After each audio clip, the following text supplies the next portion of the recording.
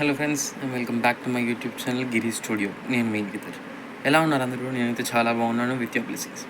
నిన్నటి దాకా మనము మొదలు పెట్టుకున్నట్టుగా లలితా సహస్రనామం యొక్క 1000 నామాల అర్థాన్ని తెలుసుకునే ప్రక్రియలో భాగంగా మనము నిన్న 18 మరియు 19 నామాల అర్థాన్ని అమ్మవారి అనుగ్రహంతో సఫలంగా తెలుసుకోవడం జరిగింది.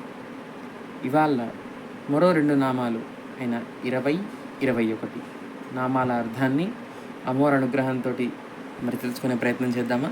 రండి.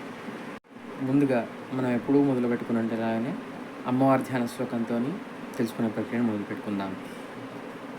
సింధూరారుణ విగ్రహాం త్రినయనాం మాణిక్యమౌలిస్ఫురత్తారనాయకశేఖరాం స్మితముఖీం ఆపీనవక్షోరుహాం పాణిభ్యాం అళిపూర్ణరత్నశకం రక్తోత్పలం బిభ్రతీం సౌమ్యాం రత్నఘటస్థరక్తచరణాం ధ్యాయేత్ పరాం అంబికాం.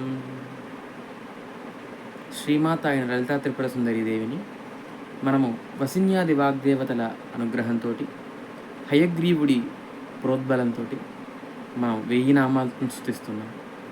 ఆ 1000 నామాల్లో మనము నిన్న 19 నామాల వరకు తెలుసుకున్నాం. అయితే ఈరోజు 20వ నామంగా అమ్మవారిని స్తుతించే నామాన్ని మనం తెలుసుకునే ప్రయత్నం చేద్దామా? ముందుగా 21 నామాన్ని మనం చేసుకుందాం. తారాకాంతి తిరస్కారి నాసాభరణ భాసురా. ఇదంతా ఒకటే నామం అండి, విడదీయకూడదు, కలిపి చదవాల్సిన నామం. చాలా అర్థవంతమైన నామం. నిన్నటి నామంలో మనము అమ్మవారి ముక్కు చివరని నాసాగ్రాన్ని వర్ణించడం విన్నాం. అయితే ఇవాళ ఏమంటున్నారు? అమ్మవారి నాసికకు పెట్టుకున్నటువంటి ముక్కెరని వర్ణిస్తున్నారనమాట. ఆ ముక్కెర ఎలా ఉందంట? తారాకాంతి తిరస్కారి నాసాభరణ భాసుర. అంటే ఈ ప్రపంచంలో ఈ విశ్వంలో ఎన్నైతే నక్షత్రాలు ఉన్నాయో వాటన్నిటినీ కలిపి ఒక జత చేస్తే ఎంతైతే ప్రకాశవంతంగా ఉంటుందో అంత ప్రకాశాన్ని కూడా తలదన్నేంత ప్రకాశవంతంగా ఉందంట. ఏమిటి? అమ్మవారి ముక్కుకున్న ముక్కెర. తారాకాంతి తిరస్కారి. ఆ తారాకాంతి తిరస్కరిస్తుందంట. నాసాభరణ భాసుర. ఆ తిరస్కరించేంతటి నాసాభరణాన్ని ధరించిన ఓ తల్లి, ఓ లలితా త్రిపుర సుందరి, నీకు నమస్కరిస్తున్నానమ్మా అంటూ మనం కీర్తించే నామమే తారాకాంతి తిరస్కారి నాసాభరణ భాసురా. ఇంకా 21వ నామానికి వెళ్దామా? కదంబ మంజరి క్లుప్త కర్ణపూర మనోహర అనేది 21వ నామం. ఇందులో ఏం చెప్తున్నారు? కదంబము అనే పుష్పాన్ని చెప్తున్నారు, మనం వాడుతున్నాం. ఈ కదంబ పుష్పము అనేది మనకి కొంచెం కష్టపడితే దొరుకుతుంది. ఈ కదంబ పుష్పం అనేది అమ్మవారికి ఎంతో ప్రీతికరమైన పుష్పం అండి. అమ్మవారిని కీర్తిస్తాం, కదంబ వనవాసిని ముని కదంబ కాదంబిని అని చెప్పి ఒక కీర్తిస్తాం మనం ఒక గానంలో. అలాగా కదంబ కాననంలో అమ్మవారు ఎప్పుడో విలసిల్లుతూ ఉంటుందంట. మనం మణిద్వీపవర్ణాన్ని చూసుకుంటే, అనుసంధానం చేసుకుంటే కూడా చింతామణి గృహం ఎక్కడ ఉంటుంది అంటే ఒక కదంబ వనంలో ఉంటుందంట. అమ్మవారి కదంబ పుష్పాలంటే అంత ప్రీతి అన్నమాట. కాబట్టి ఆ నామానికి సంబంధించి అనుసంధానం చేసుకుంటున్నాం.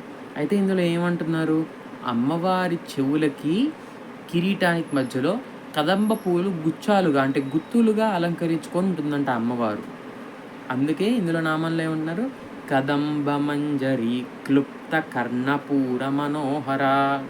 అంటే అమ్మవారి చెవులకి కుండలాగా కదంబ పుష్పాలు ప్రకాశిస్తున్నాయంట.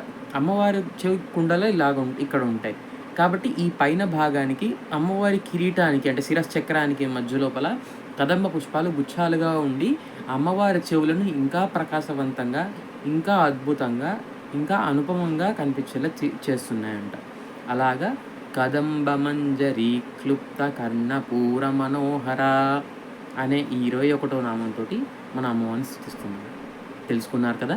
ఇవాళ 20 మరియు 21 నామాల యొక్క అర్థాన్ని, మరిన్ని నామాల అర్థాల కోసం, మరిన్ని ఇన్ఫర్మేటివ్ వీడియోస్ కోసం మన ఛానల్ గిరి స్టూడియోని సబ్స్క్రైబ్ చేసుకొని పక్కనే ఉన్న బెల్ ఐకాన్ని క్లిక్ చేయండి. సో దట్ మన వీడియోస్ అన్నిటి నోటిఫికేషన్స్ మీకు వస్తాయి.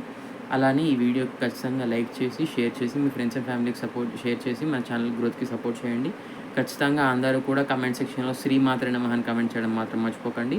మరిన్ని నామాల అర్థాలతోటి రేపటి వీడియోలో మళ్ళీ కలుసుకుందాం. అంతవరకు సెలవు. నమస్కారం.